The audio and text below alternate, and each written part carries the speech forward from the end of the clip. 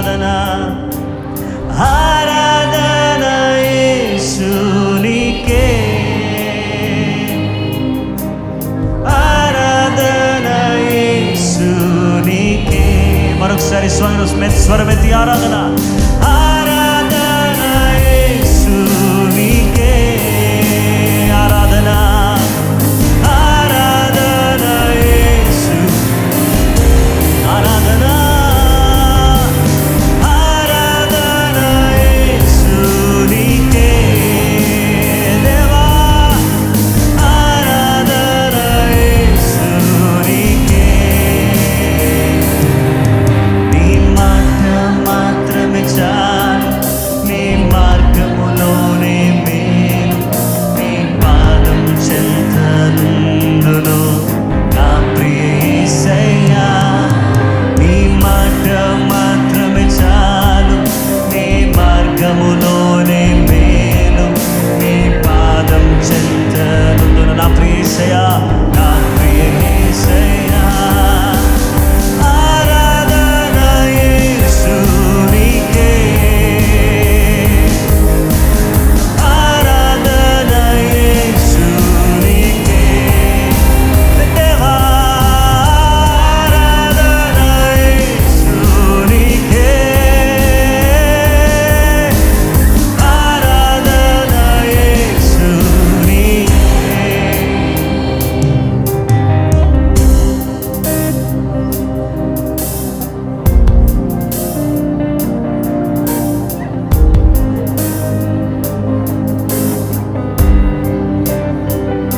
యేసయ్యా యేసయ్యా ఆరాధన నీకే. హృదయపూర్వకంగా దేవుని స్తుతిద్దామండి. హల్లెలూయా.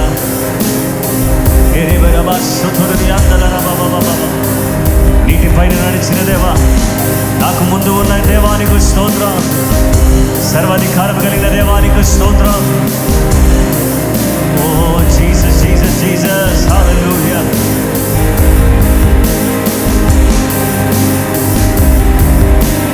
నీటి పైన నడచిన నీ అద్భుత పాదము నాకు ముందు నడువగా భయమే లేదుగా. గాలి తుఫానును గద్దించిన అద్భుత వాక్కులు నాకు తోడు ఉండగా చింతే లేదుగా. నీటి పైన నడచిన నీ అద్భుత పాదములు నాకు ముందు నడువగా భయమే లేదుగా. గాలి తుఫానును గద్దించిన అద్భుత వాక్కులు నాకు తోడుండగా చింతే లేదుగా. ఆరాధన యేసునికే. హృదయపూర్వకంగా స్వరమెత్తి ఏక స్వరముతో ఆరాధన దేవా ఆరాధన హల్లెలూయా ఆరాధన.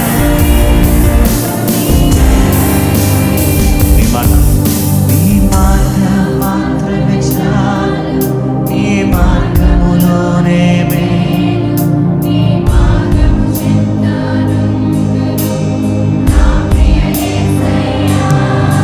నీ మాట మాత్రమే చాలు, నీ మార్గములోనే మేలు, నీ పాదం చెంతనుందును నా ప్రియ యేసయ్యా. మరొకసారి నీ మాట మాత్రమే చాలు, నీ మార్గములోనే యేసయ్యా. నీ పాదం చెంతనుందును నా ప్రియ యేసయ్యా. ఆరాధన యేసునికే ఆరాధన యేసయ్యా నీకే.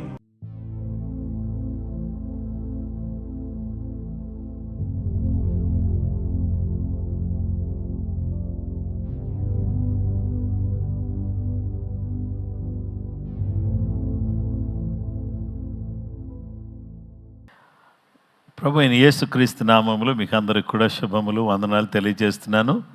ఈ ఉదయకాలం ప్రార్థనా పోరాటానికి మిమ్మల్ని అందరినీ కూడా ప్రేమతో ఆహ్వానిస్తున్నాను. ఇంతవరకు కూడా ఎంతో చక్కగా దేవుని స్తుతించి దేవుని ఘనపరచడానికి దేవుడు అనుగ్రహించిన గొప్ప కృపను బట్టి నేను వ్యక్తిగతంగా దేవునికి స్తోత్రం చెల్లిస్తున్నాను. ఈ సమయంలో మనమందరం కూడా దేవుని వాక్యాన్ని ధ్యానం చేద్దాం. నిశ్చయంగా ఈ ఉదయకాలం ఈ చక్కటి తరుణాన్ని ప్రభు మనకు అనుగ్రహించినందుకు నేను దేవుని స్తుతిస్తున్నాను. నా ప్రియమైనటువంటి సహోదరి సహోదరులారా, ఈరోజు మన ధ్యానాంశము ఏలియా దేవుడు అనే అంశాన్ని గురించి దేవుని యొక్క వాక్యాన్ని మనం వినబోతున్నాం. పోషణ, ప్రొవిజన్.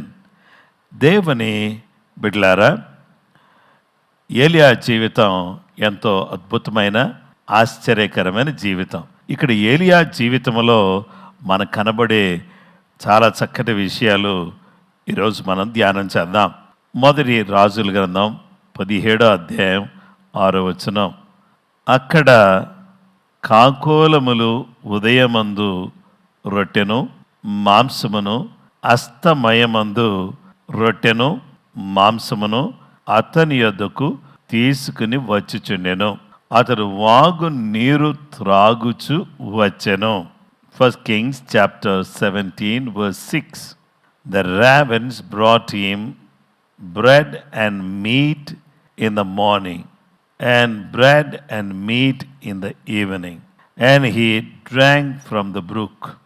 దేవుని వాక్యం మనకు తెలియచేస్తున్నటువంటి విషయం ఏంటంటే, ఇక్కడ జీవము గల దేవుడు ఏలియాకు చాలా చక్కగా కెరీతు వాగు దగ్గర చక్కటి పోషణను అందిస్తున్నాడు.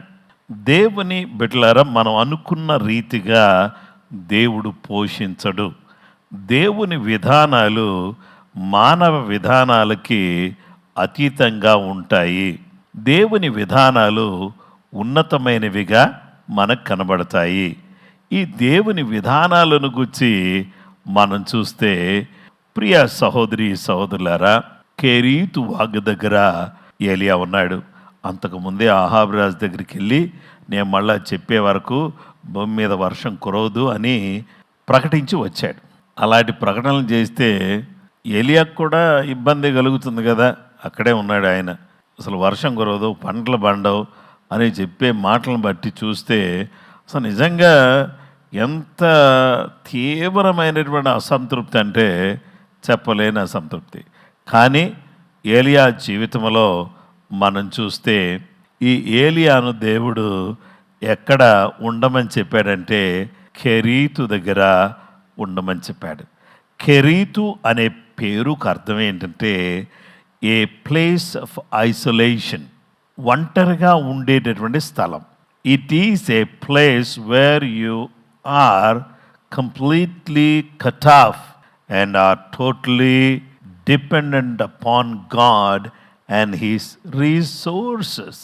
ఇక్కడ అందరితో కూడా, ప్రపంచమంతటితో కూడా కట్ అయిపోయి అసలు ఎవరితో సంబంధం లేకుండా ఇక దేవుడు ఏమైనా ఇస్తే భుజించాలి లేకపోతే లేదు అనేటటువంటి స్థలం. ఆ తర్వాత మూడో అర్థం ఏంటంటే కెరీత్ అంటే సపరేషన్ ఫ్రమ్ సొసైటీ, సమాజము నుండి వేరు చేయబడ్డం. ఇక నాలుగో అర్థం ఏంటంటే Cherith is the place where God hides you and holds back what you most want to do. దేవుడు నిన్ను అక్కడ ఉంచి నిన్ను దాచి నీ ద్వారా ఏమి జరగాలో అనేటటువంటి దాన్ని జరిగించగలిగిన గొప్ప దేవుడుగా ఆయన ఉన్నాడు. ఇక్కడ దేవుడు కాకుల్ని పిలిచాడు.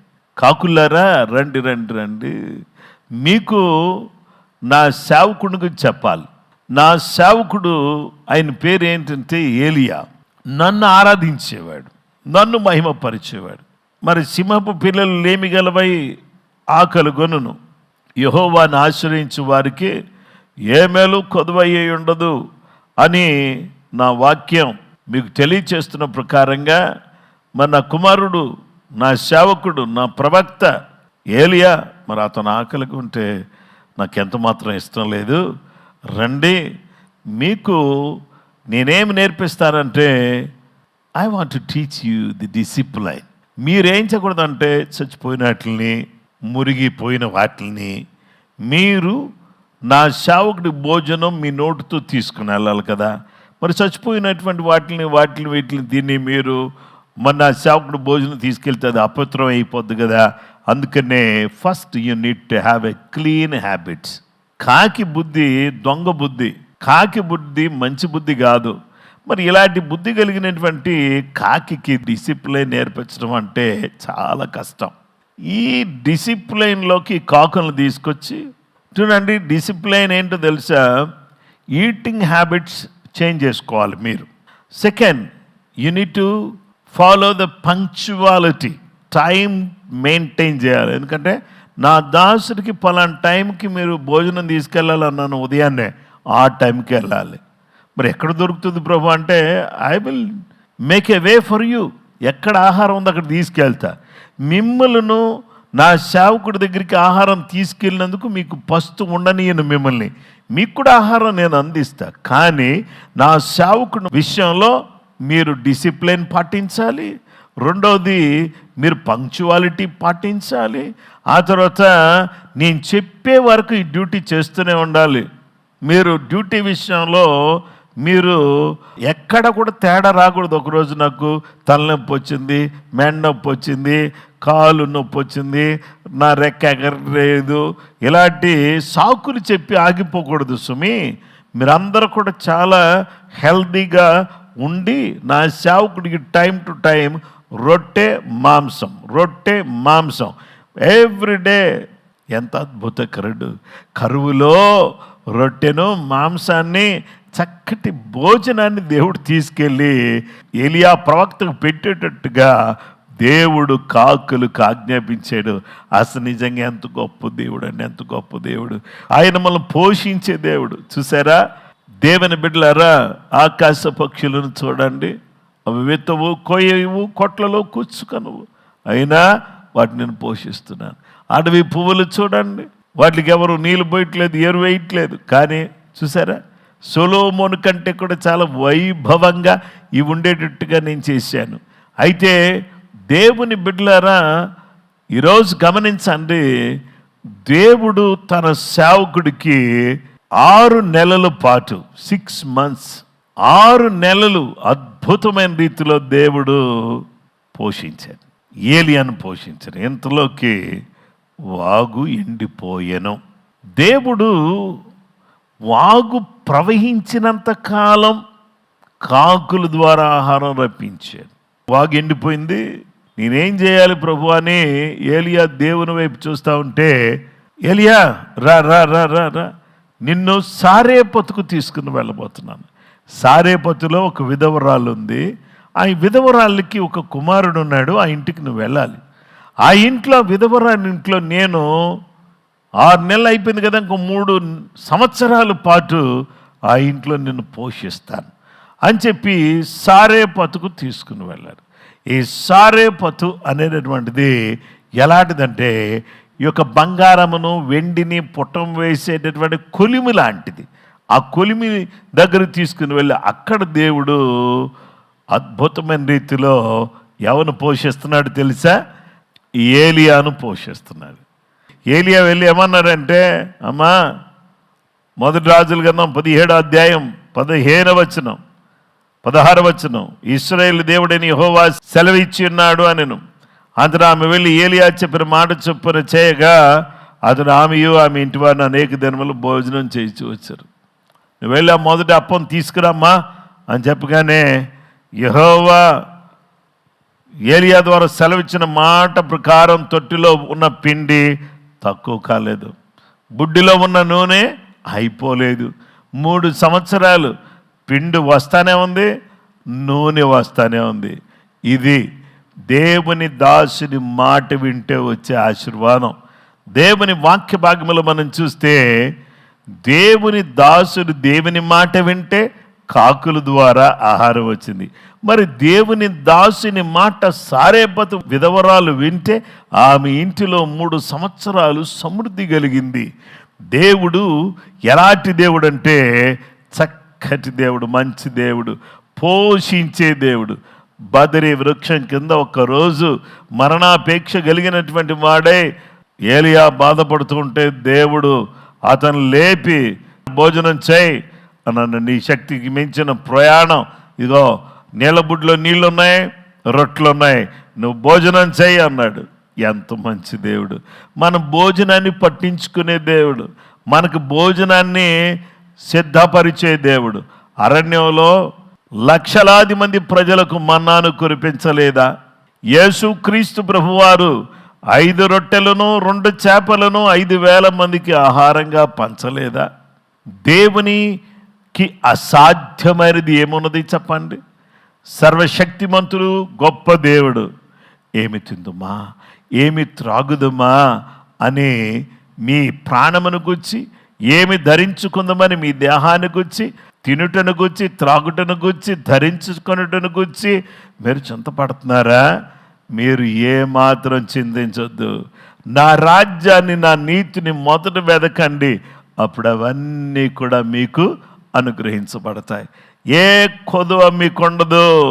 ఏ కొదువ లేకుండా నేను మిమ్మల్ని పోషిస్తాను.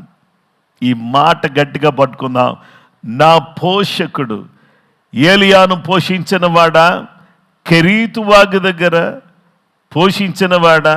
విధవరాలి ఇంటిలో సారేపతులో పోషించిన వాడా? ఆకలి కొనిన వారిని 5 రొట్టెలతో 2 చిన్న చేపలతో పోషించిన వాడా?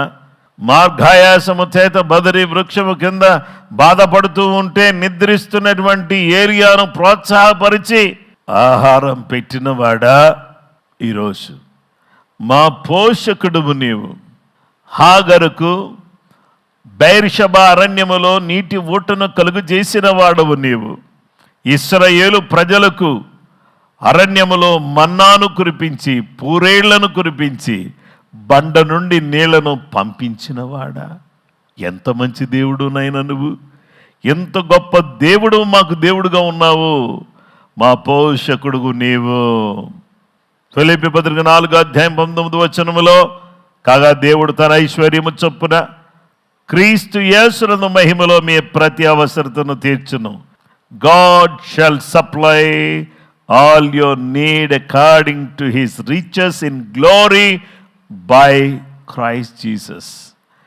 క్రీస్తు యేసునందు మీ ప్రతి అవసరం తీరుస్తారు. దానికంటే ముందు ఈ 4వ అధ్యాయంలో చూస్తే 4వ అధ్యాయంలో ఈ ఫిలిప్పీ ప్రాంతంలో, మాసిదోనియా ప్రాంతంలో వీళ్ళు చాలా విషయాల్లో పౌలు గారికి సహకారులుగా ఉన్నారు.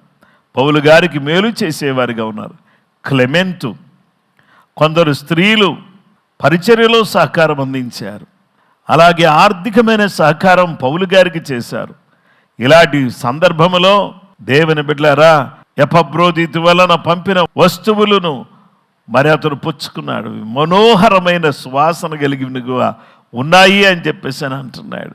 అందువల్ల దేవుడు మన అవసరాలన్నీ తెరుస్తాడు. ఆయన రాజ్యాన్ని, నీతిని మొదట వెతికిన వారిని, ఆయన రాజ్యం కొరకు ఖర్చు చేసేవారికి ప్రతి అవసరత అద్భుతంగా దేవుడు తెరుస్తాడు. పోషకుడు. He provide everything for us. వస్త్రాలు ఇస్తాడు, ఆహారాన్ని ఇస్తాడు, వైద్యపరమైనటువంటి సహాయాన్ని దేవుడు చేస్తాడు, ఆరోగ్యాన్ని ఇస్తాడు. మన యొక్క జీవితంలో మనకు పోషకుడుగా ఉంటాడు. నిజంగా దేవుడు ఎన్నో సందర్భాల్లో, ప్రతిరోజు, ప్రతి సందర్భంలో ఆయన నన్ను పోషిస్తున్నాడు. అలాగే మీకు అందరికీ చెబుతున్నాను, మిమ్మల్ని కూడా పోషించగలడు. ఆయన మిమ్మల్ని విడిచిపెట్టి దేవుడు కాదనమాట. కాబట్టి ఆయనను హత్తుకుని ఆయన సన్నిధిలో ఆయన మాట వింటే, ఏలియాను కాకుల ద్వారా, ఓ విధవరాల ద్వారా 3.5 సంవత్సరాలు పోషించిన గొప్ప దేవుడు మనల్ని కూడా చుట్టూ పరిస్థితులు ఎలా ఉన్నా, చుట్టూ పరిస్థితుల గురించి ఆలోచించేయద్దు. మన దేవుడు ఎంత గొప్పడో అన్నది ఆలోచించే, ఉన్నటువంటి సిచ్యువేషన్స్ అన్నీ కూడా థింక్ చేయకండి. He provides. ఆయన అన్ని రకాలుగా మనకు సహాయం చేస్తాడు. మళ్ళీ విడిచిపెట్టే దేవుడు కాదు. అందుకే మీకు అందరికీ నమస్కరించి చెబుతున్నాను, వరి కాకండి, చింతించొద్దు, ప్రార్థించండి. చింతించొద్దు, ప్రార్థించండి. మళ్ళీ చెప్తున్నాను, don't worry, just pray. Don't worry, just pray. చింతించొద్దు, ప్రార్థన చేయండి. మనం ఏం చేస్తామంటే ప్రతిదానికి చింతిస్తాం.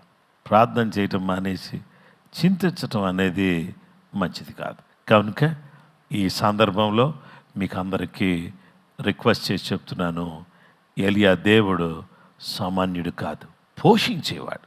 అలా పోషకుడు ఆనాడు ఏలియా కాలంలో ఉన్నాడు, ఈరోజు మన మధ్యలో కూడా ఆయన ఉన్నాడు. ఈ గొప్ప దేవుడు మనల్ని పోషించి మనల్ని అన్ని విధాలుగా నడిపించటానికి, కృపగల దేవుడు మన పక్షంగా ఉండి కార్యం చేయడానికి ఆయన సంసిద్ధంగా ఉన్నాడు. మీరు కూడా సిద్ధంగా ఉండి కళ్ళు మూసుకుని దేవుని సన్నిధిలో మనం ప్రార్థన చేద్దాం.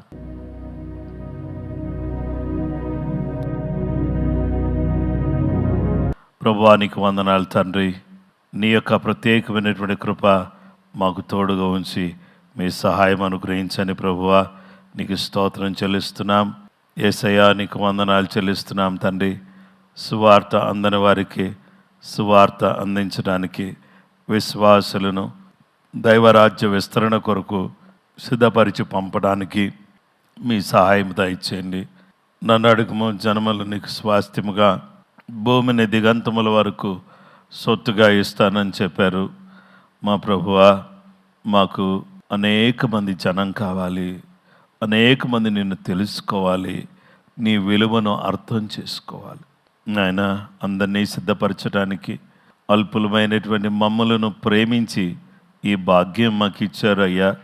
మాకు విస్తారమైనటువంటి స్థలాన్ని, నీ మందిరాన్ని నాయన తండ్రి, ఒక పెద్ద స్థలంలో మేము కలిగి ఉండడానికి కృప అనుగ్రహించాను తండ్రి. నాయనా, నీ దయను బట్టి ఆరాధన టీవీలో ప్రతి సోమవారం రాత్రి 7 గంటలకు ప్రసారం చేయబడే ప్రేమపునుడు ఆధ్యాత్మిక కార్యక్రమం ఆశీర్వాదకరంగా జరుగుటకు సహాయం చేయండి. ప్రపంచ దేశాల్లో గొప్ప కార్యాలు చేయండి నాయనా. ప్రతి దేశాన్ని కాపాడండి, భారతదేశమును కాపాడండి. అలాగే ప్రభువా, యెరూషలేమును, ఇశ్రాయేలును కాపాడండి నాయనా. ఎవరు ఏ కుటుంబం ఏ పరిస్థితిలో ఉన్నా వాళ్ళని జ్ఞాపకం చేసుకోండి. బ్రాంచెస్ అన్నిటినీ జ్ఞాపకం చేసుకోండి. అందరినీ కూడా ఆత్మీయంగా బలపరచండి. నూతనమైనటువంటి విధానములో మీ బిడ్డలందరినీ కూడా తీర్చిదిద్ది మీరే మహిమ, మీరే ఘనత, మీరే ప్రభావాలు పొందుకోమని క్రీస్తు యేసు పరిశుద్ధ నామములో ప్రార్థన చేసి వేడుకొనుచున్నాం మా పరలోకపు తండ్రి. ఆమేన్. మన పరమ తండ్రి అయిన దేవుని ప్రేమ, కుమారుడైన యేసు క్రీస్తు ప్రభువారి యొక్క కృప, పరిశుద్ధాత్మ దేవుని నిత్య సన్నిధి సహవాసం చేరువన మనకును సకల లోకములో ఉన్న పరిశుద్ధులకు పోషకుడైన ఏలియా దేవుడు పోషిస్తూ సదా నడిపించును గాక. ఆమేన్. ఆమేన్. ప్రైజ్ ది లార్డ్ అండి. అందరికీ వందనాలు. ప్రభు మిమ్మల్ని దీవించును గాక. నిశ్చయంగా రేపటి దినమందు మనము మరొక అద్భుతమైనటువంటి సందేశం ద్వారా మనం కలుస్తాం. కృపగల దేవుడు మిమ్మలను మీ కుటుంబాలను సమృద్ధిగా దీవించును గాక. ఆమేన్.